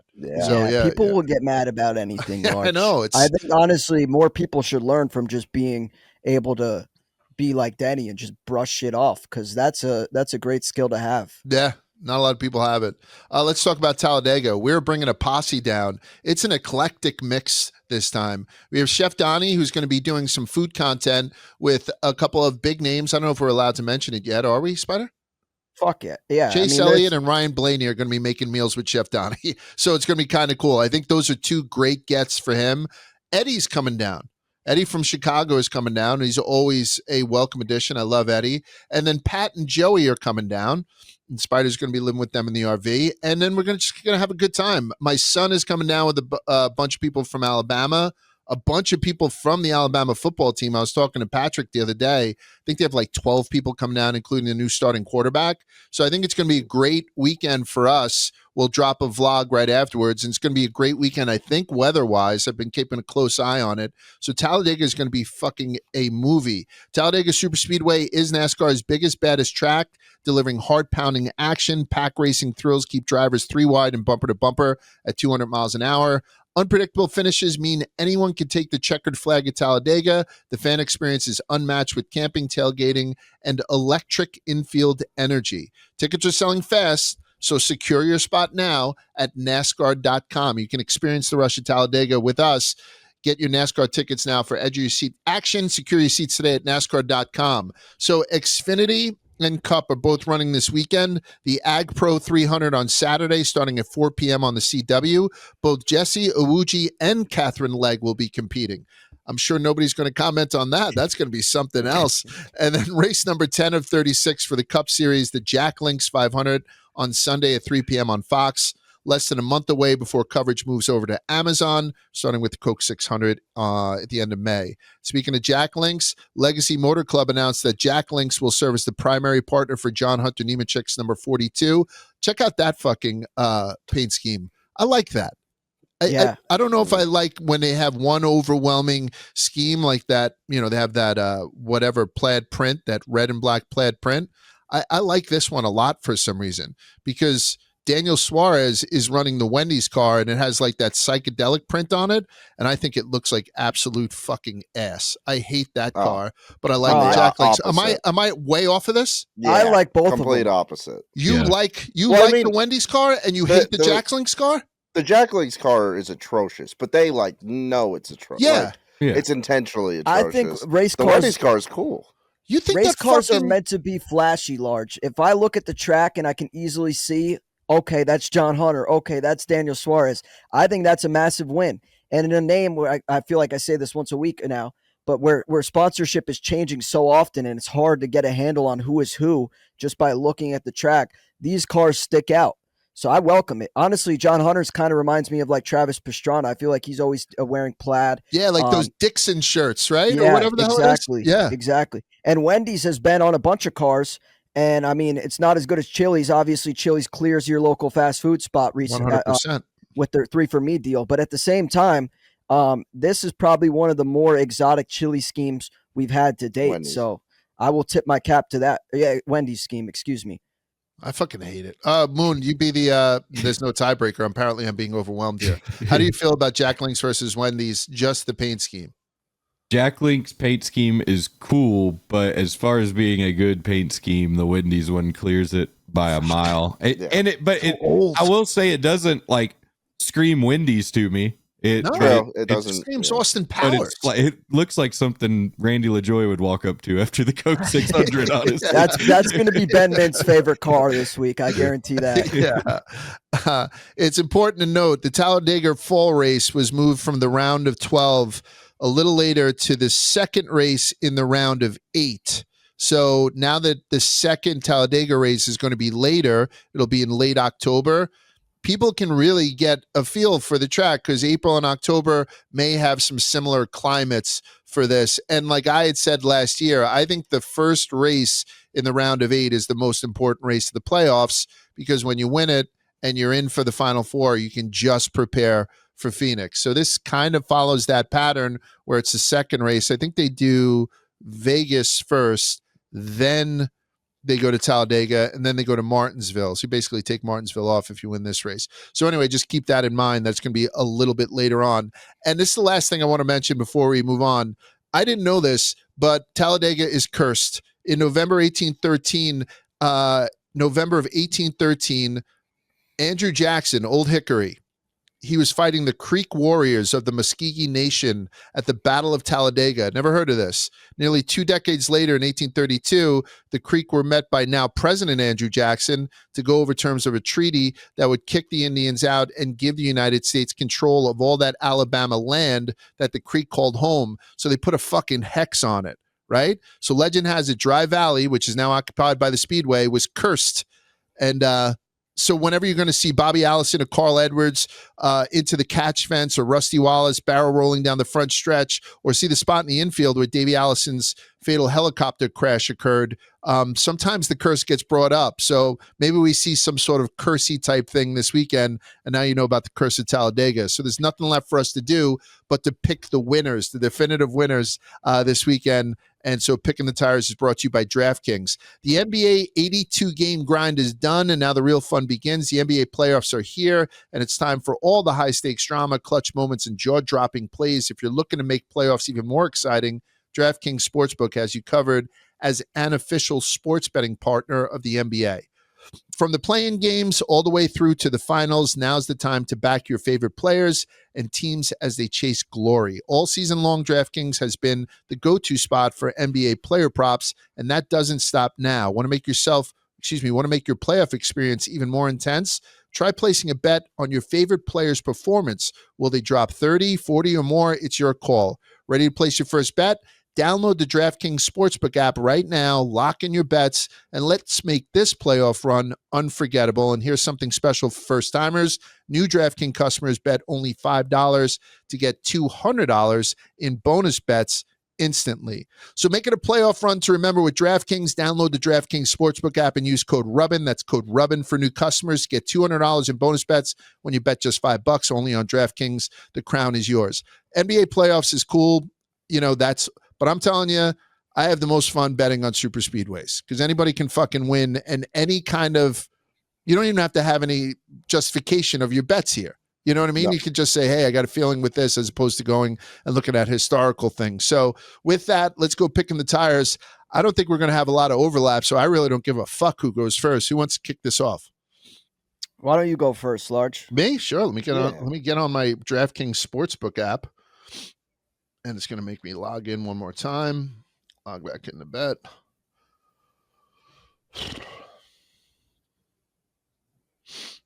You want mine while we wait?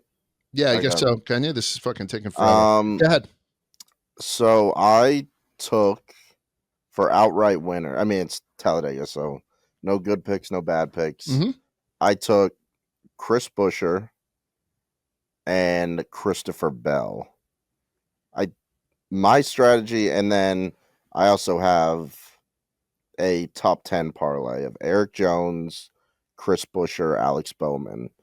I did a lot of research on my big stat I was looking at was running at finish. Like who goes on these super speedways and stays clean the whole time. And those were some of the top guys for that. Out of the last 10 races, I think all those guys I picked have been running at the finish in at least 9 of them. So who's it? It's Buescher? For the top 10? Yeah. The top 10 is Eric Jones, Chris Buescher, Alex Bowman. That's your top 10. And that's plus 1,000, yep. Okay. And then I had outrights on Buescher and Bell. Buescher and Bell. Okay, cool. Yep. Sounds good. Spider, you want me to go? Yeah, go ahead, Large. Nobody has his. I got 2 top 3s. One's Michael McDowell plus 600. I don't mind that. One's Bubba Wallace, top 3 plus 550. I think those are pretty good odds. Then I'm taking Chase Elliott as the race winner plus 1600. Those are my Love 3 that. bets. 2 top 3s and Chase Elliott. Michael McDowell, Bubba Wallace, Chase Elliott. Who's up next? I'll go next. I'm going to start with a guy that I've been hot on this year, not only at Daytona 500, but also at Atlanta. That's Austin Cindric. He's been pretty good on plate tracks recently, and as Quigs said, he's a guy that is usually actually finishes the race. Not only does he run up front, but he typically finishes. Now, I know that didn't happen recently this year, but he historically, and I don't have the numbers in front of me. I got him. 8 out of the last 10 plate track races, finished 8. Yeah. And Austin Cindric's a guy I want on my card, 16-1 for him. I was a little bit intrigued by Chase Elliott and Chase Briscoe, but I'm not going to take them just because, Large, you got him covered. And then I'm scrolling down quite a bit. I like Carson Hocevar, who's 40-1, and I think that's a very fair price. You look at what and I know Atlanta is not Daytona, it's not Talladega, but a lot of the drivers compare it to super speedway racing. And I thought Carson Hocevar drove his ass off in that race.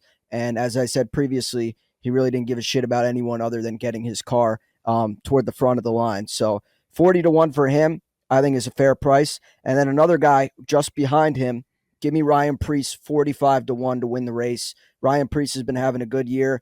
He's exceeded my expectations. And I think RFK has pretty good stuff. Not that equipment is like, the end-all, be-all at a plate track. But if Preece can keep his car on the ground and doesn't go airborne here, I think he'll be in a good spot to win. And I hope I didn't just speak that into existence. And who's that last guy you said? Before. That was Brian Priest, correct? Ryan Preece. Good. Yeah, he was low on my list for the strategy I was using of running and finish. Yeah, so I got outright winners in Austin Cindric, Carson Hocevar, Ryan Preece, and I'm also going to be having a bunch. So typically the last 2 weeks, I've done pick 6 lineups on the DraftKings pick 6 app, and I've been lucky. Both lineups that I've done, my drivers, I picked 2 drivers in each lineup. They have finished 1-2 in week 1 and then 1-2 in week 2, and I cashed. So hopefully we can keep that trend going, but keep your eyes out on the pick 6 app. It's a fun week to do it too. Yeah. Literally anything can happen. Yeah. And I'm gonna have a couple more conservative ones and then a couple bigger ones. And the Pick 6 app is great because you only have to be 18 plus to use it. It's available in a lot of states that DraftKings is not.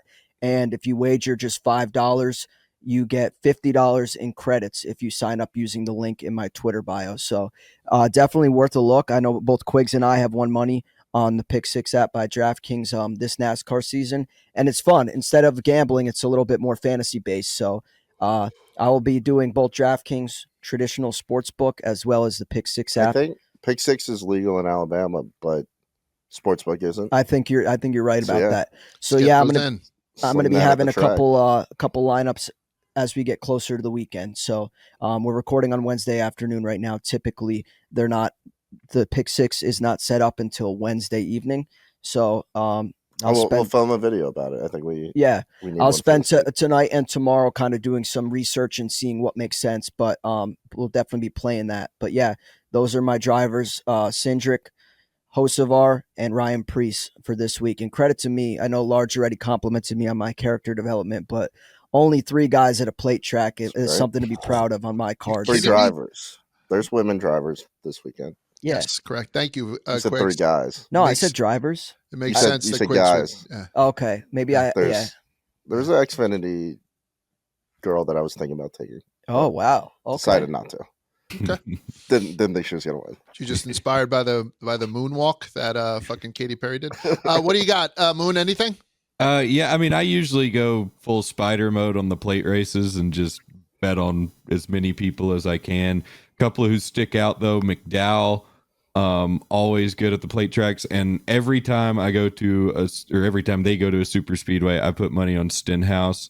And then looking at the groups, I like Bubba in Group D as well as Top Toyota. I feel like Bubba is one of the best plate racers in the field and doesn't get the credit he deserves when it comes to plate racing.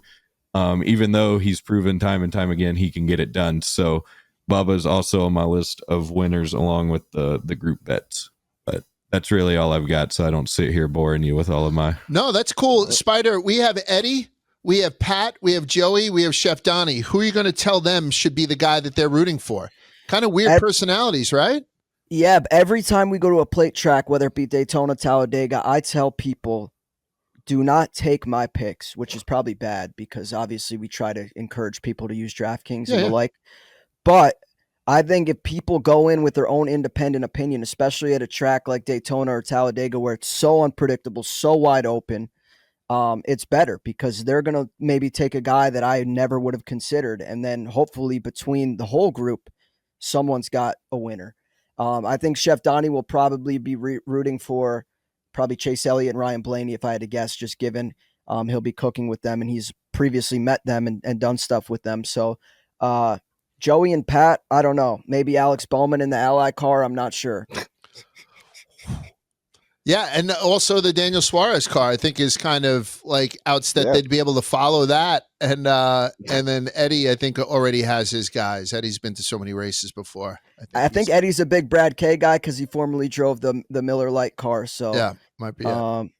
Yeah. All righty. So that's it for this week's edition of Rubbin' Is Racing. Thank you for sticking with us if you did. If we don't see you at Talladega, we'll be in the infield, so please stop by. If we don't see you at Talladega, we'll see you next week on Rubbin' Is Racing. Peace.